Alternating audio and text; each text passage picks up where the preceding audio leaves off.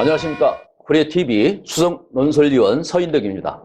주제하듯이 지방자치단체 행정 대부분은 법률과 자치입법, 중앙과 지방행정정책의 근거에서 집행이 됩니다. 주민 직접선거로 선출된 집행부 수장, 지방자치단체장이 중요사항의 최종 결재권자이고 위임 정결 규정에 의해서 이미 이루어진다고 하지만 단체장이 여러 과정을 통해서 정책 결정에 직간접적으로 영향을 미친다는 점은 부인할 수 없는 실태입니다. 자치단체장이 예전과 같은 관선이 아닌 선출직이다 보니까 다음 선거를 염두에 둔 성과 중심의 확장 행정의 유혹으로부터 자유로울 수는 없을 텐데요. 일부 자치단체에서 사전에 충분한 의견 도출을 거치지 않는 형식적인 의견 수렴 절차를 통해 의사결정을 함으로 인해서 지역 주민과 집행부, 의회와 집행부, 그리고 지역 주민들 간의 갈등을 이야기로 지방자치의 비효율을 초래하는 사례가 빈발해서 안타까움이 크다는 지적이 있습니다. 지역 주민과 직접 관련된 지방행정의 굵직한 사업을 추진함에 있어 자치단체 사업 계획 수립 이전에 사업 대상 지역과 직접 관련 있는 주민들과의 간담회, 공청회 등 의견 수렴 과정을 거치는 등 절차적 민주행정을 구현하는 것은 물론 더 나아가서는 네트워크된 각종 전문위원회나 의회와의 집단 지성 또한 반영해야 한다고 생각합니다. 이렇듯 현대행정에 있어 이해 당사자와 지역 주민들에 대한 실질적인 의견 수렴 과정을 거치고 그 의견을 반영하는 과정이야말로 매우 중요합니다.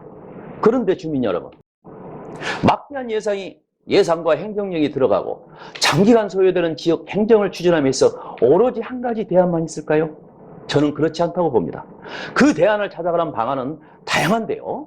집행부와 지역 주민 간의 첨예한 갈등을 수발하는 대형 현안 사업의 경우에 앞서 말씀드린 의견 수렴 과정에 더해서 의견 결정 과정의 객관화와 실질화를 높이기 위한 그 방안의 하나로서 주민의 의견을 묻는 다층적 집단에 대한 의견조사 투표 실시를 제시하고자 합니다.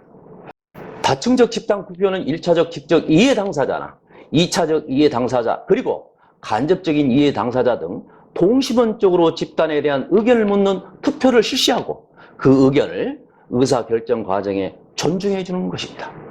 즉, 주민 대부분 모바일 휴대폰을 소지하고 있는 점과 정당 대표 경선이나 후보자 경선 등에 있어서 모바일 투표를 활용하는 부분 또는 아파트 입주자 대표 선거, 대학교 학생회장 선거 등 민간 영역에서 온라인 투표를 통해 의사결정하는 점 등을 고려해 볼 때 중앙선관위가 통신사와 공동으로 개발해서 공공기관에 지원 중인 온라인 기반 투표 시스템, 즉 K보팅을 활용한다면 저렴한 비용에 합리적인 의사결정을 위한 중요한 자료를 확보할 수 있을 것입니다. 중앙행정이든 지방자치행정이든 성공적인 행정이 실행되려면 공익, 주민 참여를 근거하는 민주성과 법정성, 효율성 등이 요청되고 충족되어야 한다고 생각됩니다.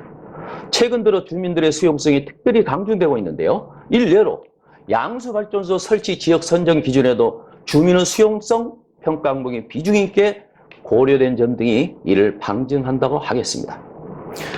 이와 같은 취지에서 보면 지역 현안과 관련된 주민들의 의견을 묻는 한정된 온라인 주민 대상 투표 유용성과 활용성의 가치는 매우 높다고 생각합니다.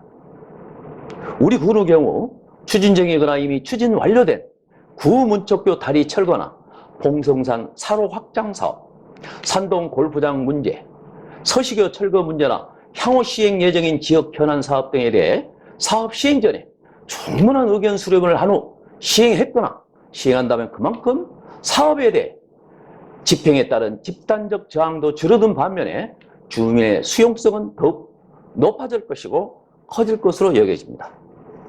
국가행정이든 지방행정이든 잘한다, 못한다에 대한 평가는 집행부가 아닌 주권자인 국민과 주민이라는 점을 정치인과 집행부 수장 그리고 집행부 공직자들은 간과해서는 안 될 것입니다. 허비로 막을 것을 가래로 막는다는 속담이 있죠.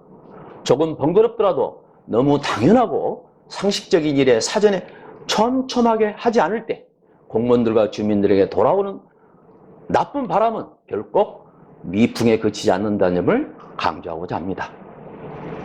주민 주권 시대, 지역 주민과 집행부의 소통과 협력을 기대하면서 오늘의 논평을 마치겠습니다. 이상은 구해TV 서인덕이었습니다. 감사합니다.